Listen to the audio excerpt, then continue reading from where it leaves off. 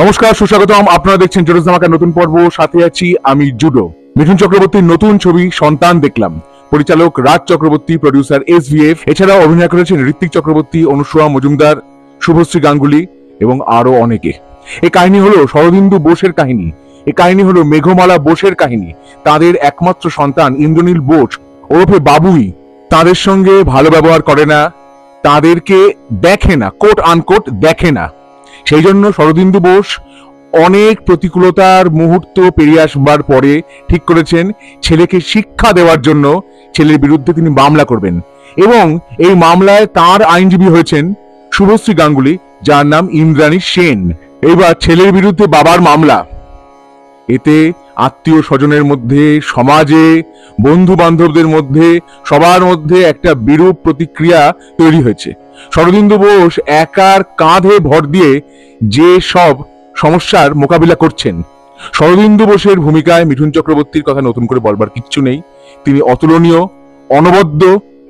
কখনো তিনি ক্রুদ্ধ, কখনো তিনি দুঃখিত, কখনো তিনি বিমর্ষ।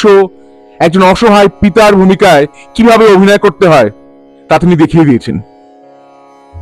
অনুসূয়া মজুমদারকে ভালোই লেগেছে তার স্ত্রী হিসেবে। বাংলাতে এই মুহূর্তে আনপ্যারালেলড অভিনয় করবার জন্য মিঠুন চক্রবর্তী ছাড়া আর কেউ নেই, সব রকম অভিনয় করবার জন্য। ঋত্বিক চক্রবর্তী অভিনয় করেছেন ইন্দ্রনীল বোস মানে বাবুইয়ের ভূমিকায়। তিনি অভিনয় করেছেন একটি খল চরিত্রে। তার চোখ মুখের মধ্যে যে ধূর্তামি ফুটে উঠেছে সেটা প্রথম থেকে বোঝা যায়, তবে কিছু কিছু ক্ষেত্রে কমিক টাইমিংও তিনি দেখিয়েছেন। ইমোশনাল দৃশ্যও আছে। ঋত্বিক চক্রবর্তী ইমোশনাল দৃশ্যে অভিনয় খুব ভালো লেগেছে, খুবই ভালো লেগেছে। একদম অভিনয় বলে মনেই হচ্ছিল না। অনুসূয়া মজুমদার একজন স্নেহশীলা মায়ের ভূমিকায় যেরকম অভিনয় করবার কথা সেরকমই করেছেন। সবসময় তিনি ছেলের পক্ষ নিয়েছেন, স্বামীর বিরুদ্ধে গেছেন, কিন্তু স্বামী চাইছেন ছেলেকে শিক্ষা দিতে। এবার ছেলে যে বিয়ের পরেই পাল্টে গেছে তা নয়, ছেলের মেন্টালিটি ছিল ওরকম। অল্প বয়স থেকেই তার মেন্টালিটি অন্যরকম। পুরো কাহিনী শরদিন্দু বোস বলছেন ইন্দ্রাণী সেনকে, মানে শুভশ্রী গাঙ্গুলিকে। শুভশ্রী গাঙ্গুলির অভিনয় বেশ ভালো লেগেছে এই ছবি। এবং ইন্দ্রাণী সেন এই কথা শুনে বলছেন বাবা মায়ের অপত্য স্নেহ কি এর জন্য দায়ী নয়? এই পুরো ছবির মধ্যে ধৃতরাষ্ট্রের অন্ধ স্নেহের কথা এসেছে, গান্ধারীর কথা এসেছে, এবং শরদিন্দু বোস বলছেন আমি ধৃতরাষ্ট্র হতে চাই না। তারা তাদের একমাত্র নাতি পাবলোকে খুব ভালোবাসেন, কিন্তু পাবলোকে তার বাবা মা দাদু দিদার কাছে আনেই না। তারা যখন ফোন করেন তখন তাদের বৌমা হয়তো মাঝে মধ্যে ফোন ধরেন বা ফোন ধরেন না। এদিকে ছেলে কিন্তু শ্বশুরবাড়ির লোকদের সাথে, নিজের বন্ধুদের সাথে, চাকরির বন্ধুদের সাথে, সবার সাথে খুব মौज মস্তি করে, আনন্দে আছে। এদিকে বাবা মা যে দুঃখিত, তারা যে দুঃখে আছেন, মায়ের শরীর খারাপ, তাও সে দেখে না। সে বাবা মাকে মাসে মাসে 15,000 টাকা করে দেয়, কিন্তু এই দুজনের চিকিৎসার খরচা মেটাতেই তার মধ্যে অনেক টাকা চলে যায়। মায়ের যে নি রিপ্লেসমেন্ট সেইটা দিতে ছেলে অস্বীকার করে, কারণ 10ম বিবাহবার্ষিকী উপলক্ষে তারা তখন থাইল্যান্ডে যাবে।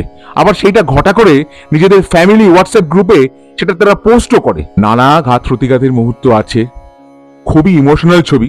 কিছু কিছু ক্ষেত্রে আমার মনে হয়েছে যে গতি একটু স্লথ হয়ে গেছে এবং দৈর্ঘ্যটা আর একটু কম হলে ভালো হতো, কিন্তু তাও এই ছবি খুব ইমোশনাল ছবি, এবং শেষ হওয়ার পরে আপনার মন কিন্তু ভারাক্রান্ত হবেই। সুরকারের দায়িত্বে আছেন জিৎ গাঙ্গুলি। অমিত কুমারের কণ্ঠে একটি গান আছে, ঠাকুর থাকবে কতক্ষণ। যদিও সেই গানটার যে অন্তরার যে অংশটুকু সেটা শুনে আপনার মিঠুন চক্রবর্তীর একটি হিট গান মনে পড়বে, R.D. বর্মনের সুরে কিশোর কুমারের গাওয়া দেখলে কেমন তুমি খেল, সেই বিখ্যাত গান। মিঠুন চক্রবর্তী, উৎপল দত্ত, শক্তি সামন্তর ছবি অন্যায় অবিচার। এই ছবিতে গান আছে, অভিজিৎ ভট্টাচার্য লিপেও গান আছে। ইকো পার্কে শুটিং করা হয়েছে 7 ওয়ান্ডার্স। সেইখানে মিঠুন চক্রবর্তী, তার স্ত্রী এবং তাদের বাড়ির যিনি সর্বক্ষণের পরিচারিকা, যে ভূমিকায় অভিনয় করেছেন সোহিনী সেনগুপ্ত, তারা সবাই একসাথে খুব এনজয় করছিলেন, খুব ভালো লাগলো দেখে এটা। সোহিনী সেনগুপ্ত তিনি যথাযথ অভিনয় করেছেন। বিশ্বজিৎ চক্রবর্তী আছেন মিঠুন চক্রবর্তীর বন্ধুর ভূমিকায়। মিঠুন চক্রবর্তী যে সবসময় এখানে অসহায় পিতার ভূমিকায় অভিনয় করেছেন তা নয়, স্নেহান্ধ পিতা তা নয়। বেশ কয়েকবার তাকে ক্রুদ্ধ মূর্তি ধরতেও দেখা গেছে, অন্যায়ের প্রতিবাদ করতে। যেমন একটি বাড়িতে হঠাৎ করে শোনা গেল একটি শব্দ, তার বন্ধুর বাড়ি গিয়ে দেখলেন যে বন্ধুর ছেলে তার নিজের মাকে সম্পত্তি লিখে নেওয়ার জন্য জোরজার করছে, প্রহার করছে ইত্যাদি। ছেলের হাতটা ধরে তিনি মুছে দিলেন। তার আগে সেই ছেলে আবার বলছে, বুড়ো হয়েছেন, বুড়োর মতো থাকুন। বলে, দেখবি বুড়ো হারের জোর। বলে হাতটাকে ধরলেন, এইরকম করে মুছে দিলেন। হ্যাঁ, মিঠুন চক্রবর্তী এখন লাগাতার ইমোশনাল ছবিতে অভিনয় করছেন, কিন্তু অনেকদিন তার অ্যাকশন ছবিও দেখিনি। একটু অ্যাকশন ছবিও তার এবারে আস্তে আস্তে আবার করা উচিত, কারণ তার ওই তুড়ি মেরে আগুন জ্বালিয়ে 100 জন লোককে শুয়ে দেওয়া অনেকদিন দেখিনি বড় পর্দায়। তবে হ্যাঁ, এখানেও তিনি কিন্তু বেশ কয়েকজন গুন্ডাকে চর মেরে মেরে সিধা করেছেন। শরদিন্দু বোসকে লাঞ্ছিত হতে হয়েছে নানাভাবে। কখনো কেউ এসে মুখের মধ্যে কালি চিটিয়ে দিয়েছে, ছেলের নামে মামলা করেছিস, লজ্জা করে না। এমনকি তার স্ত্রী তার এগেনস্টে কথা বলেছেন এবং ছেলের হয়ে সাক্ষী দেওয়ার জন্য কোর্টেও গেছেন। নানা রকম ব্যাপার ঘটেছে। এবার কোর্টে দুই আইনজীবী মুখোমুখি, একদিকে শুভশ্রী গাঙ্গুলি, অন্যদিকে ঋত্বিক চক্রবর্তীর পক্ষে দাঁড়িয়েছেন খরাজ মুখোপাধ্যায়। তিনি একজন সিনিয়র লয়ার। এই দুজনের মধ্যে নানা রকম বাগবিতণ্ডা হয় ইত্যাদি, এবং তাতে জানা যায় যে ছেলেকে কিভাবে স্নেহ করেছেন বাবা মা। কারণ ছেলের তরফে, তার স্ত্রীর তরফে সোশ্যাল মিডিয়াতে, টিভি চ্যানেলে নানা রকম মিথ্যা প্রচারও করা হতে থাকে এবং সারা শহরের লোক আকৃষ্ট হয় এই কেসের প্রতি। বাবা ভার্সেস সন্তান। কিন্তু সন্তান যখন শয়তান হয় তখন তো আর কিচ্ছু করবার থাকে না, কড়া হাতে শাসনটা করতে হয়। সেইটাই দেখিয়েছেন মিঠুন চক্রবর্তী অভিনীত শরদিন্দু বোস। তবে এই শরদিন্দু বোস প্রসঙ্গে বলি, শুভশ্রী গাঙ্গুলির যে চরিত্র ইন্দ্রাণী সেন, তিনি বারবার করে বোস না বলে বোস বোস বলে যাচ্ছিলেন এবং নিজের নাম বলেন ইন্দ্রাণী সেন। কেন? তিনিও বাঙালি, যার হয়ে মামলা লড়ছেন তিনিও বাঙালি। জজ সাহেবের ভূমিকায় অভিনয় করেছেন অধ্যাপক অভিনেতা সৌমিত্র বসু। জজকেও দেখানো হয়েছে বাঙালি। বিপক্ষের যিনি উকিল খরাজ মুখোপাধ্যায় যে ভূমিকা অভিনয় করেছেন তিনিও বাঙালি। সবাই যখন বাঙালি, তখন এই সেন না বলে সেন, বোস না বলে বোস, এইগুলো কেন বলবার দরকার ছিল? এটা খুব কানে লাগছিল এটা। আর বাঙালিদের জন্য তৈরি করা একটা বাংলা সিনেমা, যার মধ্যে ভালো একটা বার্তা দেওয়ার চেষ্টা করা হয়েছে। হ্যাঁ, চিত্রনাট্য খুবই প্রেডিক্টেবল, বোঝাই যাচ্ছিল, এবং এই ধরনের ছবি আমরা বাংলাতে অনেক দেখেছি, বিশেষত 80 দশকে 90 দশকে অঞ্জন চৌধুরী, স্বপন সাহা প্রভৃতি পরিচালকদের এইরকম ছবি অনেক দেখেছি। বাবা কেন চাকর, সন্তান নামে অঞ্জন চৌধুরীরও ছবি আছে।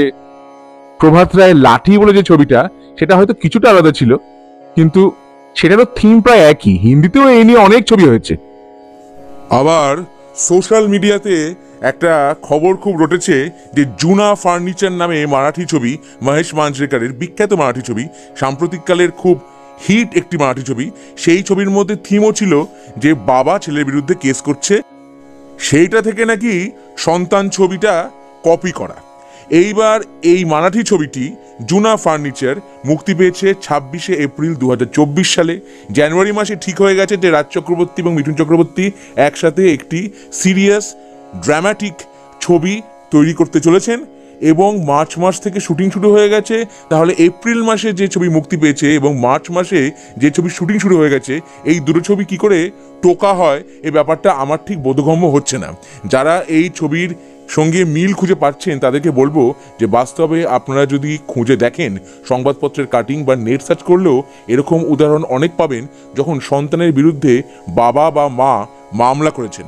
এটা বাস্তবে অনেকবার ঘটেছে।